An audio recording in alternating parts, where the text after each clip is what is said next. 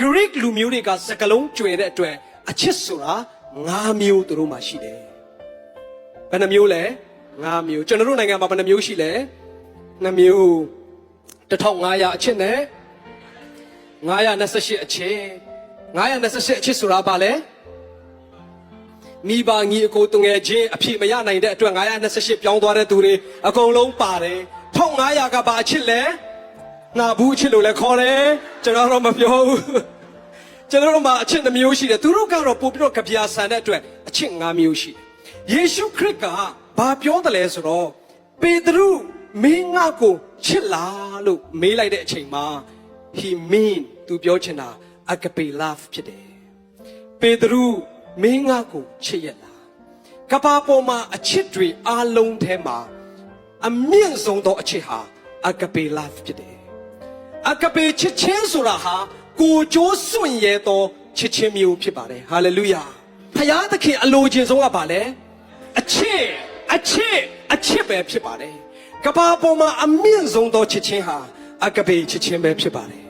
အဲ့ဒီagape ချစ်ချင်းဟာဖယားသခင်ကတင်တဲ့ကျွန်ုပ်အတွက်ပေးထားခဲ့တဲ့ချစ်ချင်းပဲဖြစ်ပါတယ်လက်ဝါးကားတိုင်းကို तू ကြောက်တယ် तू လည်းမတ်တက်ရဲဘူး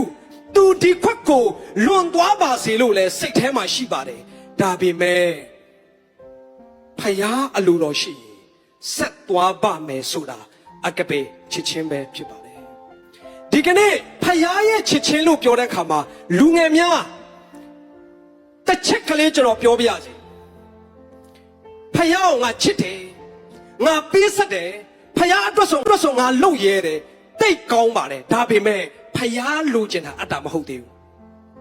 မချစ်နိုင်ဘူးဖယားလိုချင်တာက तू မင်းကိုဘလောက်ချစ်တယ်လဲဆိုတာကိုအရင်နားလည်စေချင်တယ်ဟာလေလုယာဒီကနေ့တန်ရှင်းသူတို့မြန်မာပြည်ကလူငယ်တို့ဖယားကိုချစ်ပါဖယားအတွက်ပေးဆက်ပါဒါပေမဲ့ဖယားရဲ့ချစ်ချင်းကိုမသိဘဲနဲ့တော့မပေးစနဲ့ဘူးဖယားသခင်ကဘာလုပ်လဲသူသိနေတာကသူ့ရဲ့ချစ်ချင်းကိုမိတ်ဆွေခံစားလေသူ့ကိုပြန်ချစ်လာလေပဲဖြစ်လို့ဖြစ်ပါတယ်ဟာလေလုယာဒီကနေ့မှာအဲ့ဒီဖယားသခင်ကပေတရုကိုဘာပြောလဲဆိုတော့ပေတရုမင်းရှက်နေတယ်ဆိုတော့ငါသိတယ် Do you love me အကပေနဲ့ပြောတာပေတရုကဘာပြောလဲကိုရောဖယား I love you Greek မှာတွားကြည့်ရင်ပေတရုကအကပေနဲ့ကိုမပြန်ရတော့ဘူးဘာနဲ့ပြန်တယ်လဲသိလား Filio ညီအကိုချစ်ချင်းနဲ့ပြန်တာကိုရောဖယားကိုကျွန်တော် Filio ညီအကိုလိုချစ်ပါတယ်ယေရှုကဘာပြောလဲဟုတ်တယ်မင်းငါ့ကို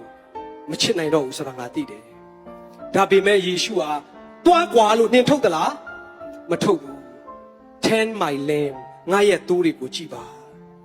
မိတ်ဆွေမပြည့်စုံတဲ့အချိန်ရှက်နေတဲ့အချိန်အားရနေတဲ့အချိန်မှာတော့မှဖခင်ကမိတ်ဆွေကိုမမောင်းထုတ်သေးဘူး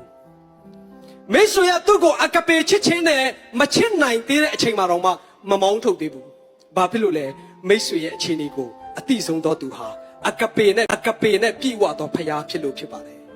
ဒုတိယအချိန်ယေရှုအပြန်မေးတယ် Peter Do you love me အကပေချစ်ချင်းနဲ့ငါ့ကိုချစ်ရလားပေတရုအပြန်ပြောတယ် Lord ကိုတော် I love you but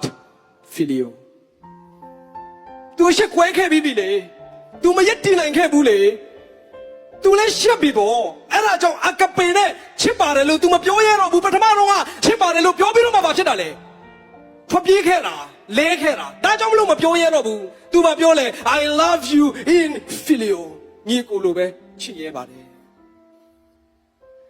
ယေရှုဟာသူ့အခြေအနေကိုသိပြီးတော့မှ Tend my sheep တာဝန်ထပ်ပေးတော့မယ်မိတ်ဆွေနဲ့ကျွန်တော်ဘလောက်ပဲမပြည့်စုံတဲ့ဖယားသခင်ကတော့သူ့ရဲ့ရောင်စုံချစ်ချင်းတွေနဲ့လွှမ်းမိုးနေစေဖြစ်ပါတယ်နောက်ဆုံးမှာပြောတယ်လဲ Peter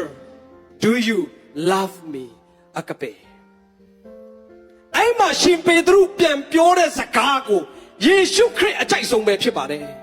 ဘာပြောတယ်လဲဆိုတော့ပေတရုကဟာ Lord I love you but filio ညီကိုလိုပဲချစ်ရတယ်ဒါပေမဲ့ပေတရုပြောတဲ့စကားယေရှုသိကြိုက်တာဒါဖြစ်တယ် Lord but you know everything of me ကျွန်တော်ရဲ့အားနည်းချက်ကိုအကုန်မြင်ရတာနဲ့ဘာလို့မေးတာလဲ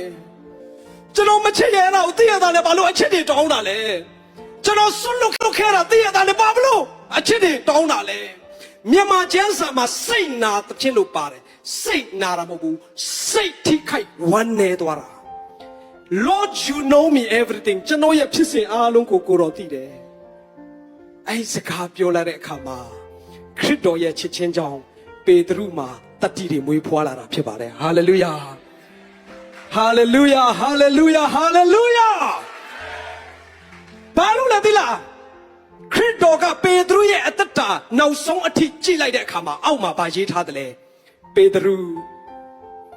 now you love me in agape ခရစ်တော်ခံစားလို့ရသွားပြီဘာဖြစ်လို့လဲဆိုတော့ပေတရု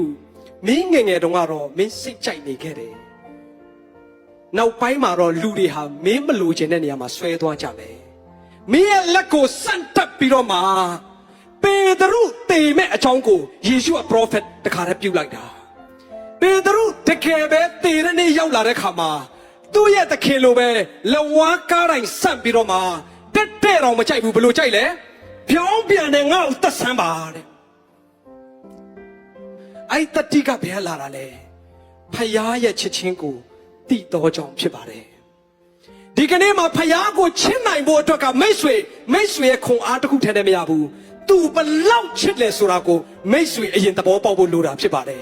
မိတ်ဆွေသဘောပေါက်မှသာလေအဲ့ဒီဖယားကိုဉာဏ်စွမ်းရှိသမျှကိုယ်စွမ်းရှိသမျှစိတ်နှလုံးအလုံးအဖြစ်ချစ်နိုင်မှာပဲဖြစ်ပါတယ်ဒါကြောင့်မလို့ဖယားသခင်ရဲ့အလိုချင်ဆုံးကဘာလဲအချစ်ပဲဖြစ်ပါတယ်မိတ်ဆွေဘာဖြစ်လို့ဖယားကအချစ်ကိုလိုချင်တယ်လဲဖယားသိတယ်သူ့ရဲ့ချစ်ချင်းကိုတကယ်သိတဲ့လူဟာသူ့ကိုပြန်ချစ်တဲ့အခါမှာအချစ်မှာတတိတွေပါလာလို့ပဲဖြစ်ပါတယ်အချစ်မှာဝမ်းမြောက်မှုတွေပါလာလို့ပဲဖြစ်ပါတယ်အချစ်မှာတကိုးတွေပါလာလို့ပဲဖြစ်တာဖြစ်ပါတယ်